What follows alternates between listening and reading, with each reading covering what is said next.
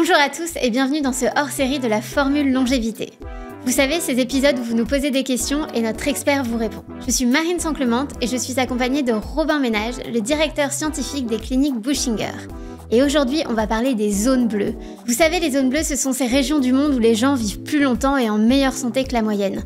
On parle d'Okinawa au Japon, de la Sardaigne en Italie ou encore de l'Indaloma en Californie. Ça fait rêver, mais finalement, ce ne serait peut-être pas tout à fait vrai. On vous explique ça tout de suite.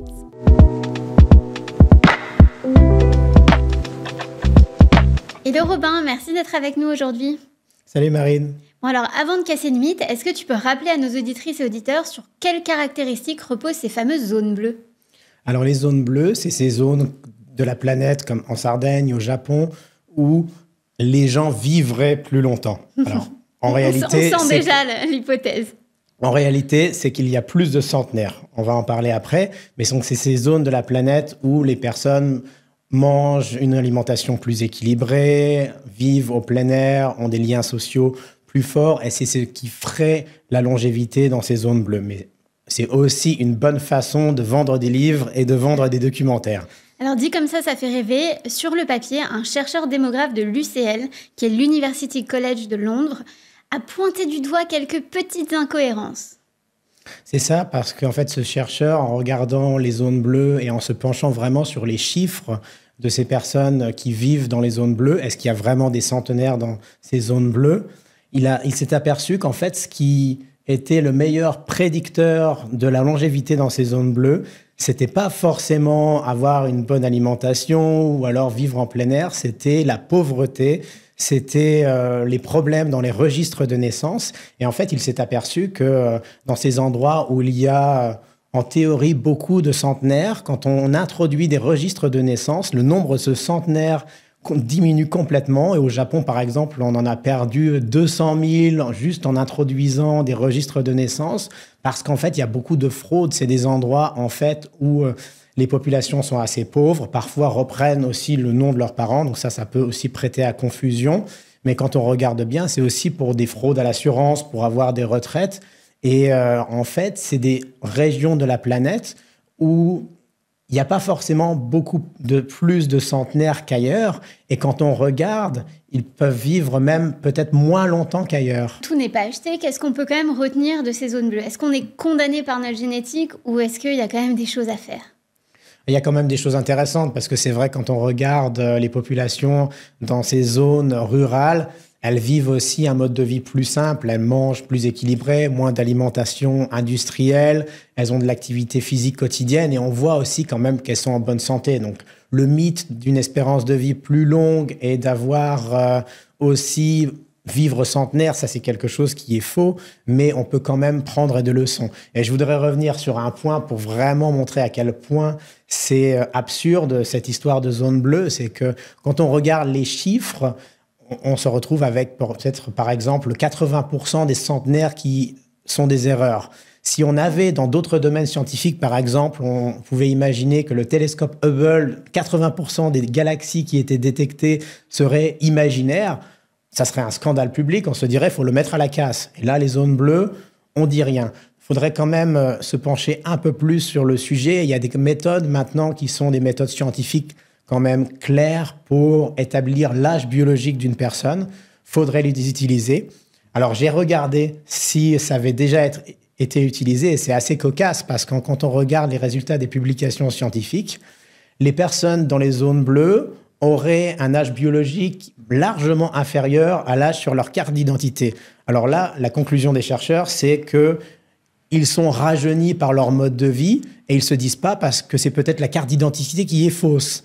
Et donc c'est quand même vraiment le monde qui marche sur la tête. Alors on voit dans beaucoup d'hôtels et sur beaucoup de cartes de restaurants qu'on commence à parler d'une alimentation zone bleue. Qu'est-ce que ce serait une bonne alimentation pour vivre longtemps en bonne santé ?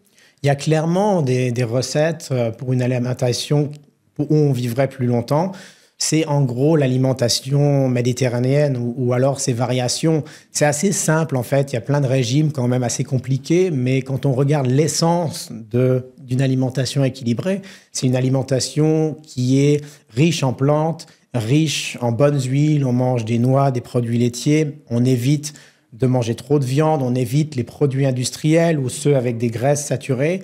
Et aussi, on mange au bon moment. On évite de manger trop au mauvais moment de la journée, de rétablir un petit peu en fait des rythmes naturels. Et ça fait partie vraiment d'un mode de vie équilibré au sens plus large, parce que c'est pas que l'alimentation. Quand on regarde aussi les modes de vie qui sont associés à la bonne santé dans ces zones rurales, c'est aussi d'avoir une activité physique régulière.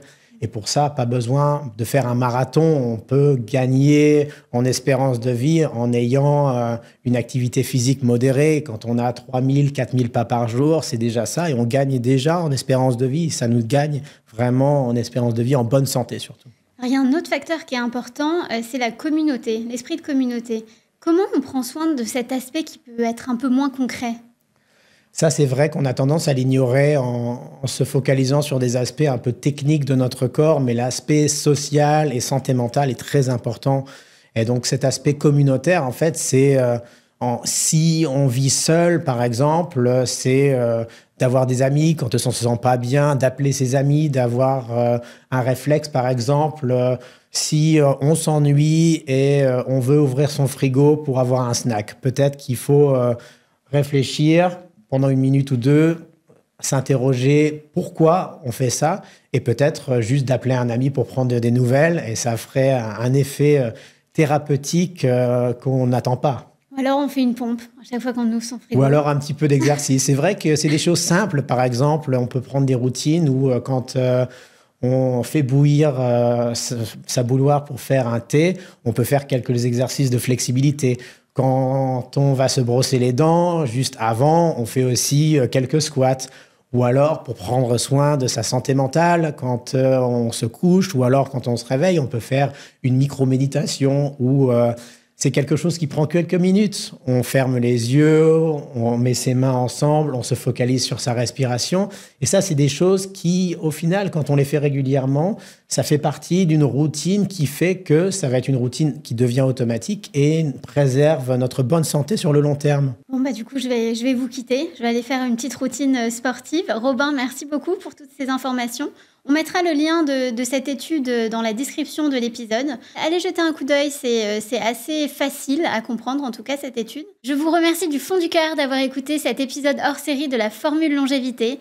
Si cet épisode vous a plu, n'hésitez pas à nous poser plus de questions et à le noter 5 étoiles sur toutes les plateformes d'écoute, en commentaire de notre chaîne YouTube et sur le compte Instagram Bushinger Wilhelmy. Je vous dis à très bientôt et je vous embrasse. Ciao!